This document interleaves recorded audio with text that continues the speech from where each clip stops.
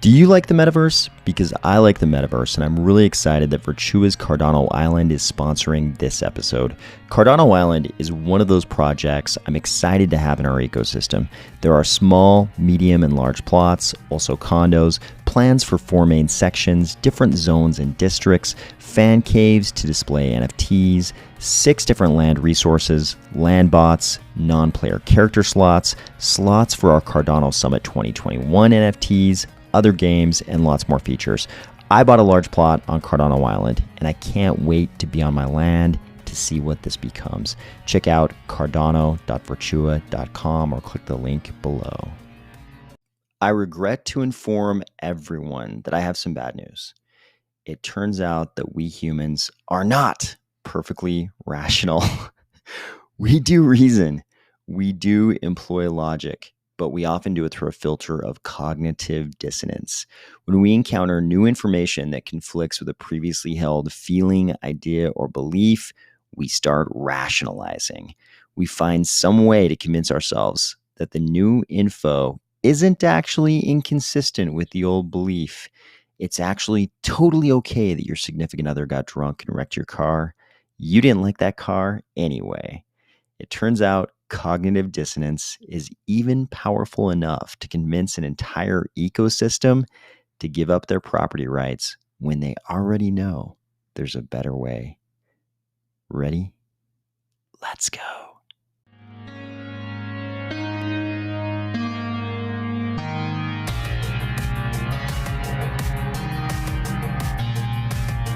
Today, we're going to discuss Ethereum telling us that it already knows its staking is terrible without telling us it already knows, a Cardano founder making a key investment in Africa, a Solana DeFi platform irretrievably turning itself off, even the FBI now warning against the Robbery forest, and some Metaverse news from Ada Realm and FutureFest. If part of you is slightly repulsed by the uncanny valley type faux realism of this brain candle, or if you're finding value in these videos each weekday, please consider delegating to the Army of Spies stake pool, ticker AOS.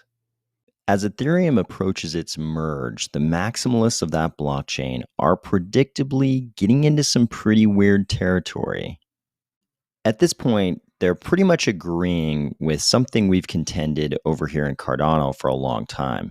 That's that Ethereum proof of stake is a significant loss of property rights. I mean, there's no two ways around it.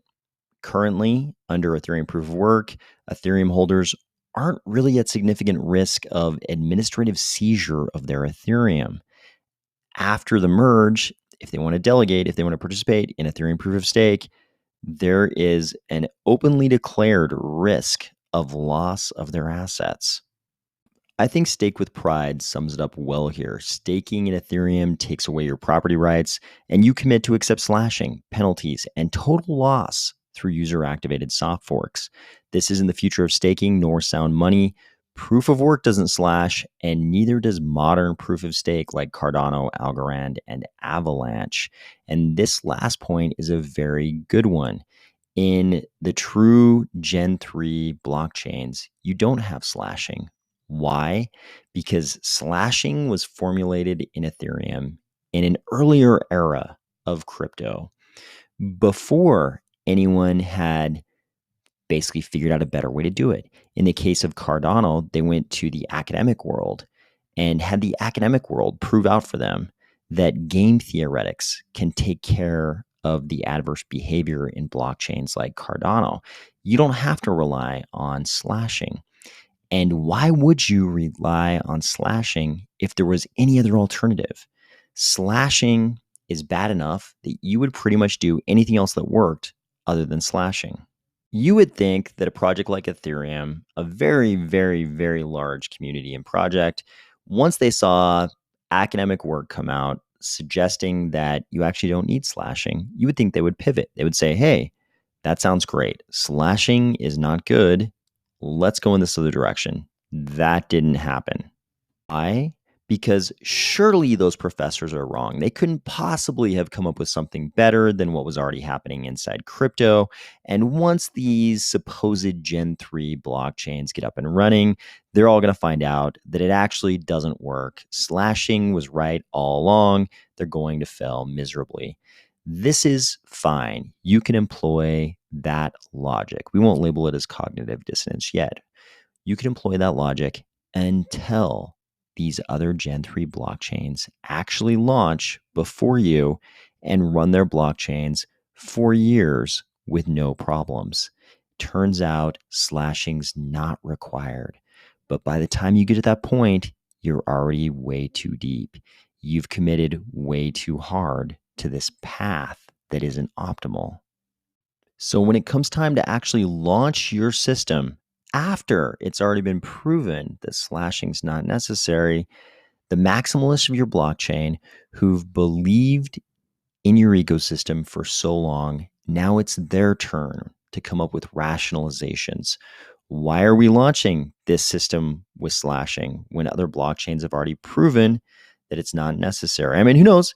Maybe at some point down the road, all of the non-slashing blockchains will break down simultaneously and we'll know, oh, actually slashing was necessary. But that hasn't happened yet. And Cardano has been running for years.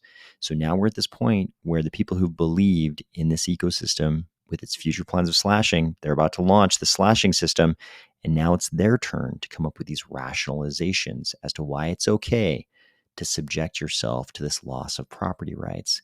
And they might say something like this: hey, yeah, there's a loss of property rights, but you are taking on some sort of responsibility or some sort of risk that is super more powerful than your property rights.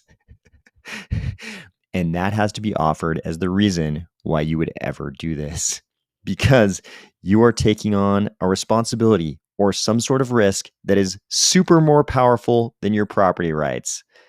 I hope everybody who intends on delegating in Ethereum is aware that the privilege of delegating in Ethereum is super more powerful than your property rights. Why? We don't know. But that's the only rationalization that can be made at this point, because it's already been proven that slashing isn't necessary. This is after a previous discussion where I believe this same Ethereum developer mentioned that he, in fact, was not staking his entire bag of Ether because he knew how the sausage is made. This is the best you can come up with when deep down you've known for a long time that you were all on the wrong path. I've only watched this short clip and the previous short sausage making clip, so I'm obviously taking statements out of context and paraphrasing them to you. So somebody else can go through and watch these podcasts in their entirety, and maybe they can explain to me why Ethereum is still pursuing this proof of stake system with slashing, because as near as I can tell, there doesn't seem to be any sound rationale at all. Really? I just see regret on their faces, because I think at some level, on some subconscious level at least, they already understand how much this is going to impede adoption. Meanwhile, Cardano figured out proof of stake years ago, and we're already moving on to more pressing things like RealFi. Here's an announcement. I am deeply humbled and excited about the investment from IOHK Charles in our current pre-series A round of 11 million. The future looks promising as we join hands with Input Output HK in building Africa's embedded finance operating system. This is the founder of Pezesha.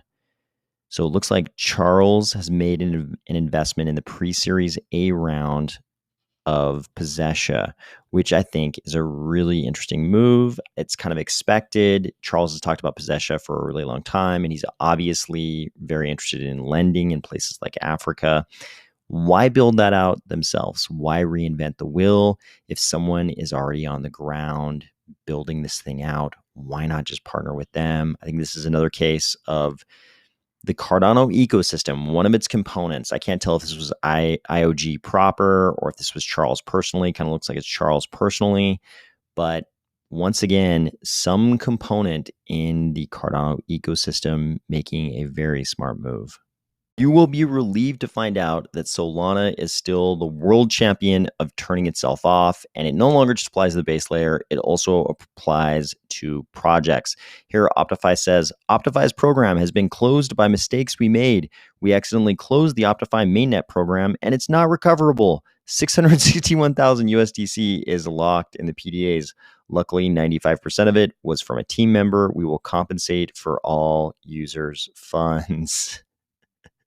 So they said they had an update to their Solana program code, and their deployer tried to upgrade the Optify program on Solana mainnet. However, the deployer accidentally used the Solana close program command, resulting in our Optify program being shut down. Apparently, they say it's not recoverable. So don't let anybody else claim that they are the champions of turning themselves off. It's still Solana. It looks like we are not the only ones who are concerned about what's happening in the Robbery forest. I think this is the first appearance of the FBI Twitter profile on this channel.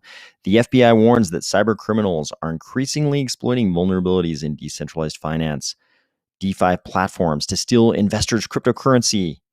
If you think you are the victim of this, contact your local FBI office or IC3, and they've got a nice website for you. I think there's an apostrophe missing at some point right about here, but glad to see the FBI is aware of the Robbery forest. It might be a little late. We probably could have, a lot of people probably could have used this, like 2 years ago, but at least you're on it right now. Here's a little metaverse news from Ada Realm. They're giving us a little bit better look at their avatars. I've talked about this a little bit lately, but I'm very intrigued to see how satisfied people are with the different segments of the sort of spectrum of different levels of graphics in our Cardano metaverses. We've got more low poly experiences coming, kind of like these avatars. And we've got the very high graphics level experiences like in UE5 and Unity coming. And I think it's kind of hard to predict how satisfying to different segments of the Cardano metaverse audience these different experiences will be, because they're very different, but I think people might like them for different reasons. Here's what I mean by that. I think graphics are going to be important for our Cardano metaverses, but they may not end up being the most important thing. The most important thing may be the extent and quality of the interaction. That may actually end up having a bigger impact on the engagement. And I think this Future Fest thread explores that idea in kind of an interesting way. They say, problem, players lack strong connections to metaverses as experiences are superficial and socially shallow. Globally, individuals struggle financially to make ends meet. Answer, when we go to a bar, we do not go in order to pay for drinks that we can more cheaply consume at home. We go because the environment encourages us to socialize with friends and make new ones. The bartender not only acts as another person to socialize with, but also anchors the entire bar experience. The bartender is a representative of the business, and they play a role in establishing the environment that attracts customers who want to participate in it. Our thesis is that by adding people in roles themed after the environment, we can elevate social experiences by allowing them to dynamically react to players in different contexts. We will develop the software to manage the work, payments, and overall experience. And here they've got a little flowchart showing exactly how they want to accomplish this human gig work in the metaverse.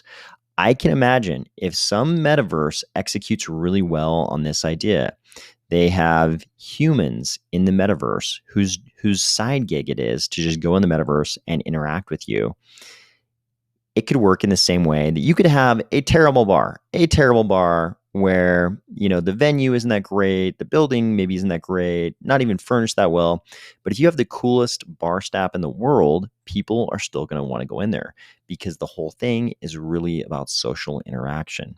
And I think that is going to be true as well of our Cardano metaverses. The whole thing is about social interaction. It's not equivalent to watching a 3D modeled video. Watching a 3D modeled video can be very cool, but it's not social interaction. It's not just how beautiful the metaverse will be, it will be how good the social interactions are in that metaverse. I'm really excited to see how all this pans out with our Cardano metaverses. I hope you are too, and I'll talk to you tomorrow.